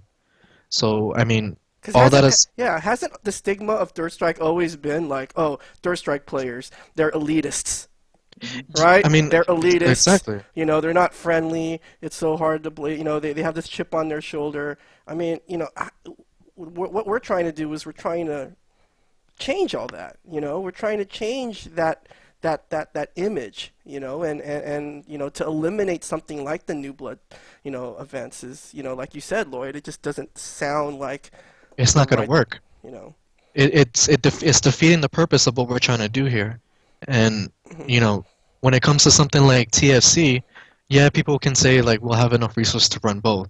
But the idea is the main focus that people are missing is that we want TFC to be that yearly tournament, similar to Co-op Cup, Yeah, similar to something SPO. special. I mean, it's good for everyone, right? I mean, if people remember, if people know, oh, TFC, right? That's where all the old school games come together and have that team tournament. You know, Exactly. Third Strike can't do it on its own. Third Strike Now, is not going to survive on its own. It's gotta band together with other scenes. You know, and again, like I said, I mean, as long as Big E and Shin Blanc are willing to spend their money and their resources, as long as Tony Majors, God bless his heart, is willing to bring his arcade and drive it hours and hours, I mean, I just feel like, it's up to the players to create something with that. exactly. To I mean, use that opportunity to create something special. like one thing that just keeps on being missed by everybody is that, you know, if people are so really adamant about having a singles tournament, these guys they run tournaments all year round for singles. You know, I mean, we can play off that idea and make up something like a qualifier for TFC for in order for the players to go out to TFC and join the tournament. I mean, that's just one of the ideas that can be played off with the whole, you know, having teams only at TFC. Hmm. So, you know, I mean, it's just one of those things that just people, I guess, missed in the original conversation, and you know, it happens. But you know, the idea is behind it is still the same. We still want new players to come in, and we still want to preserve Third Strike for what it is. And for the players who've never been to Japan, I mean, Carson could probably attest to this that you know, when you go to Japan, all they had was just only team tournaments. And how exciting was it compared to do team tournaments compared to regular singles tournaments? So You yeah, know, Carson, let's what are your thoughts on this, on our idea of making TFC kind of like the new home of an American SBO, not just for Third Strike, but other old school arcade games. Yeah, I mean, I think that's an awesome idea when I first heard it. I mean, I'll stay out of the drama portion of Oh no, it, no, no, yeah, that's fine. but you know, the idea of just having you know, one tournament, or you know, that one event just for teams is very intriguing. I mean, I think Lloyd said it very well. Like, if you want a singles tournament, it's not like you can't run one. Of course, you can run one, and you know, you guys run one. You guys can run one. You guys have run one, and year round, other people do run one. So it's like to have this event, you know, whether it's this one or not, but have some event branded as this is where, you know, where it's Third Strike and other old school games are going to come together and have team tournament format only. You know, it's going to be very intriguing, and I personally think it's going to drag out or attract a lot of new players, or just players that won't come out for singles. Right? It's new, it's refreshing, it's interesting, and it's definitely, at least in my opinion, more hype than singles. Just it creates a completely new, different dynamic. Now, whether it's a 3v3 or a 5v5, that's a different story. And you know, Ryan made a good point on the forum about if you want a 5v5, you need kind of more teams. Otherwise, it's not interesting. It's too small of a bracket. So I think as a community, we should, you know, give your feedback, give your thought out, but understand that it's not about just running a tournament. Anybody can just run a tournament, run a singles tournament, come out and, you know, just trying to make this different, trying to kind of bring Co-op Cup to, you know, America, if you will. I Yeah, think it'll yeah, work. yeah. I mean, the key word is sustainability, right? Like Yeah. when we all quit Third Strike, is there going to be something left? You know, when we all walk away from the game, is there going to be something left there where future players and people who still want to play Third Strike can look forward to every year? You know, it's about sustaining a scene, and we think that running the same old double elimination singles at an event that's supposed to be like, it's supposed to be like the biggest event on the East Coast, right? I mean, it just doesn't it just doesn't make any sense to me. Now, guys, there's obviously some logistical concerns, right? With making teams the main attraction at a major. Obviously not everyone's going to have a team, okay? And so, what are your ideas for addressing those kind of things? Because I have my own ideas, but what are your ideas for that? Like in terms of how people who don't, it's just the logistical concerns about running teams. Because a lot of people on the forum said, "Oh, it's a lot of hassle, it's a lot of trouble." What do you guys think about that? Like I think the way we ran the apprentice tournament last at NEC, I mean it was perfect in that scenario where the new players can join up with the higher level players, but also the fact that with the singles tournaments that we have all around the year, I mean they have plenty of time to meet up with people to come out with their own team and find out that if they actually have that team chemistry with them. I mean, people can say that like, oh, like, singles, it's so easy to enter singles because you don't have to depend on another team, you don't have to worry about teaming with anybody else. But that's also the problem in itself. Yeah. Because as easy as it is to enter singles, it's hard to win. So for the new players, I mean, it's hard to enter the teams, but it's pretty damn easy to win teams or to upset a team. I mean, me personally, I've had a bad run in team tournaments all year. And I've proven myself throughout the singles tournaments that I've won most of them, but it's just in the team tournaments I've lost. I mean I haven't won a team tournament since Fight Club 2. It's a different animal, Yeah, Exactly. it's really I mean, different. in Fight Club 3 I lost to Holdat and Tinchi. In the apprentice tournament I almost lost to Troy. I almost lost to another team. I lost to Ahmed. And I mean, it happens. I mean, the favorites do lose in team tournaments, and that's the thing. Like you see Ahmed lose to Tinchi. I mean, you don't see things like that in singles tournaments because it's 2 out of 3. Hmm. So when it comes to a newer player entering, yeah, it's difficult, but it's doable. I mean, if you don't have a team by the end of the day, we can assign you one. I mean, there's random teams for that reason. It's just as easy to assign a random team as it is to join a singles tournament. So Yeah, good I point. mean, there's no other. I mean, I just don't see the whole thing with, the whole concept between singles gets more entrants because what? Because you're not depending on anybody else, or you don't have to worry about a team. Like it's just that's nonsense to me. Uh, So and we have to. I also have to remind everyone. There's a reason why This Is Third Strike brought this up 8.5 months before TFC. Okay, we understand that suggesting such a radical change is going to take a lot of work, and there's a reason why we brought this up now. TFC is in October. This is January. There's a reason we brought it up now because we know that if this is something that's going to happen, we're going to have to plan it. And like you said, Lloyd, there are a lot of ways for players to find teams. And to me, what might be the most exciting possibility that comes out of this, Third Strike Junkies is is basically the central hub for all Third Strike players now on Facebook, right? yeah. And unfortunately, now I'm part of that long legacy of flame wars and, and The animosity, jackass. The right? jackass. So, You've been labeled. but in my mind, if TFC is teams and you want to go and you want to find a team member, what better place to solicit team members than Third Strike Junkies? Exactly. Maybe Third Strike Junkies can be used for something other than feeling yourself, posting vids, of yourself, and getting into fights with other people. Maybe, if we do the team tournament, Third Strike Junkies can be something better.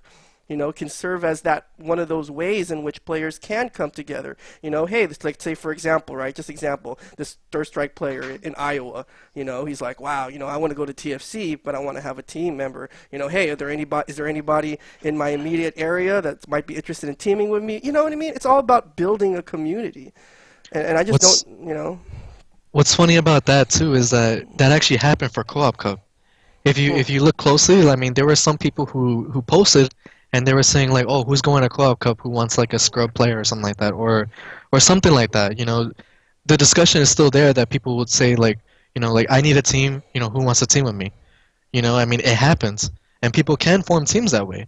So that whole thing with using Third Strike Junkies for something else other than Flame Wars, and you know at this point nobody is posting info about things with Third Strike specifically. I mean, the only people that I've seen do that is just me, Yuki, and some other players, and that's not good enough. That's not good enough to get newer players to enter the game. And going back to the team idea, I mean, it's just like somebody said in the chat. I mean, they really like the idea of having the apprentice tournament, the apprentice team tournament. I mean, that's just something that we can build upon.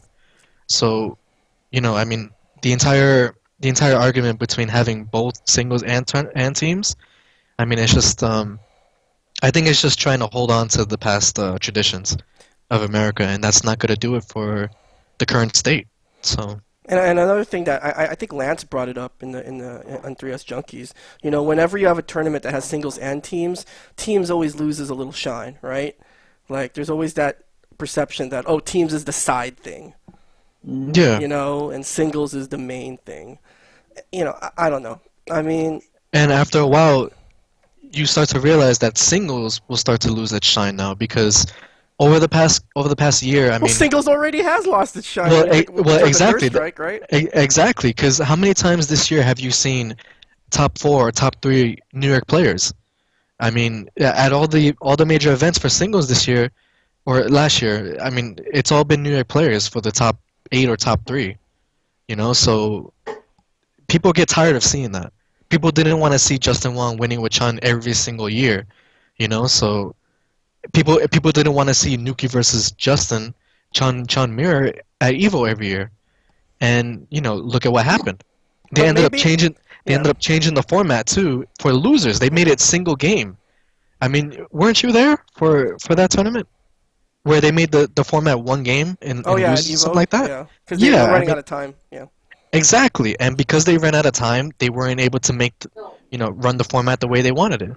So, Well, just to play devil's advocate, maybe that's why certain players want singles, because they want to test, they want to see how they stack up to, they want to see how they stack up against, the top players or something like that. But and if that's the case, that's cool, but don't do it at the expense of trying to grow our scene. Use the fight. Use the fight cards for that. Yeah. Exactly. Yeah. Exactly, and that is the exact point that we're trying to do too. Yeah, you can prove your point. You can prove it by, getting 16th in singles or getting top 8 in singles. It doesn't matter. If you want to really prove yourself and beat a top player, you can challenge that player. I'm not against playing any other player who wants to challenge me, or I'm sure you guys aren't the same way either. So the fact that this whole thing is just to prove something should just say in itself that okay, we should move on and play and try to do something else. Try to run teams and see where it goes from there. So. And remember, guys, 5 is looming. All right? Street Fighter 5 is looming. And, I just feel like in order for old games to survive, it has to be different. It has to offer something different than what current games do. When you think about it, and Frankie, I want you to speak on this, and I know we're almost done, so just hold on, Frankie. Try not to die on air. But, you're one of the few people, on this show right now that actually plays current games. Tell me, I don't know, maybe it's just my impression, but playing current games, it's kind of lonely, right? Just the experience of going to a major, playing in a singles tournament for something like 4 or Marvel, I mean, there's a lot of stress involved, because what ends up happening is you go and, you have pools, 80 pools, pools that are stacked, together, like literally, like spatially, there's just a bunch of monitors, back to back, and you're just shoulder to shoulder with everybody. Getting out of pools is a very stressful experience. And after that, there's pretty much nothing else to do. What I find with the players, the players who play these new games, is that they're very much in awe of people who can be good at old games, but they're afraid to show that because the attitudes towards the new games that they're scrubby. So when I started going the next level to try to get good at Street Fighter 4, when you give credit to them for being good at their game, that's when they start to like open up, and they start to give you a lot of credit for being good at an old hard game like Third Strike. So there are like positive attitudes that they have about old games, but they're just afraid to kind of show it because of that elitist reputation that you were talking about. But like I've had a bunch of Marvel players coming up to me asking me to help them learn Third Strike just because they like the character, for instance. There's potential there. I've had Rico Suave come up to me asking me to help him to teach Hugo, in Third Strike back when CF was still up, and I was helping him, practice Hugo and things of that nature. So there is an interest there. But singles tournaments it's a very lonely and heartbreaking because, when you go, it's like you're out for yourself. There's almost nobody else that you can kind of reach out to, except for on Sunday when there's only 8 players left. Everybody can kind of vibe, but if there are people who are still in the tournament, like they're just focused on getting theirs. So it's very much more stressful than teams. Teams is a lot more fun to go through, and it's easier because you have people who you can bounce your losses off to, and it's just a more pleasant hype experience playing in teams. Even in the because like with Big E majors and stuff, he runs his team tournaments on Friday, and then finals are Saturday morning, like before singles pools, and those get a lot of people enter those team tournaments. Even if they're on Friday, like they're not on an official tournament day, people still will show up early. They'll show up Friday morning to a Big E tournament just so they can enter teams. It's just more fun. Carson, do you want to add anything before we go? I mean, yeah, go for the team thing. Plus, remember, in the Co-op Cup format, it's not like best 2 out of 3 for teams. You get to get out of your pool, and then you get placed in the captains thing. I don't know if you guys know what I'm talking about. Yeah, I know. The playoff. Yeah, I mean, that's singles. Well, I mean, the rules, I mean, this isn't a very well-formed idea yet, admittedly. We don't know the exact format that we have in mind. We just wanted to throw it out there, that idea. Yeah, I get it. But we're, but you know what? At this point, like Lloyd said on the forum, and again, just out of respect for the North Carolina players, particularly, the owners of Lost Ark, who have already said that they're going to, that they're willing to bring their cabs to TFC. I mean, really, at this point, it's, if they want to do things their way, then they're going to do things their way. We really don't have any say in it anymore.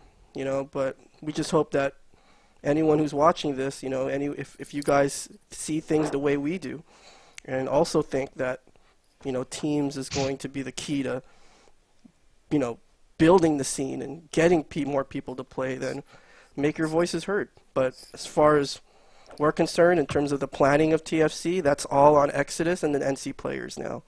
And so, hopefully, they have plans, and hopefully that they know exactly what to do to make TFC really hype, because we're going to be there. Yeah.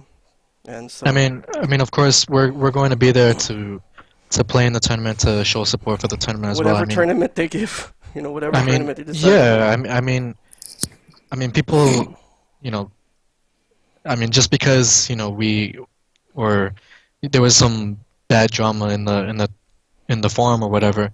That doesn't mean that we're not against supporting other tournaments. So just letting that out there that we do support each other, but even though despite what may be said, so it's a difference of vision. It's a difference of purpose. exactly. I mean, it's a that's the different main vision, and so that's the main thing that I'm trying to. I'll say this though, like I hope the drama dies down and everyone, look, if you love Third Strike, screw the drama. But I'll say this, if the drama does not boil down, I want to see some high roller money match fight card type of things going on. Just settle it. Because what better way? It's like, what? You have your opinion, I have my opinion. Let's go on the machine. Well, again, it's Exodus and the North Carolina players that are in the driver's seat now, And I think Exodus just opened a new Twitch channel, right? What is it, Lloyd? Yeah. What's the address? Exodus third. Exodus third. That's 3RD. That's 3RD. So he sucks. Just kidding. Well, he got his previous channel banned, unfortunately. But He was too short. Just kidding, Axel. Just kidding. no, but like yeah, I mean, aside from all the drama and stuff, like yeah, we may talk shit and stuff, but we do hope that the guys at TFC, run a good event and try to make it as big as they can, because we almost won the pot bonus and we were this close to winning it, 200 votes close, but we could have done it, but now it's on the organizers to make a good event, so we'll be there for that. And remember, the mission of This Is Third Strike has always been the same. How do you get new people to play Third Strike? That's always been our own. That's always been our motives. Nothing else. And so, Yeah. Anyway, we'll go ahead and leave it at that. I know we went a little bit over time. I want to thank Carson again for joining us. Thanks for inviting me. Thanks so much. You were amazing. Lloyd, did you want to say something? No, I was gonna say, playing off the idea that, we support Third Strike, please do not forget that we support Third Strike by making Fight Club possible for all you guys. So please be sure to come out to Fight Club 6, February 20th. Yes, next some level. ads. Yeah. So remember, guys, So- you've been watching House of Strikes. We try to air every couple weeks. It's not a very set schedule because we're all very busy, but we're gonna try our best to keep you guys up to speed on all of the Third Strike happenings. And there you go, Lloyd. Yeah, please be sure to come out to Next Level Arcade in New York. Last Fight Club in Next Level. Possibly the last Fight Club at Next Level. I mean, there's a lot of rumors going around saying that Next Level might close, so we want to be ready for that. And yeah, so please be sure to come out to that. Also, More please info- make sure you buy a shirt. Yeah, please.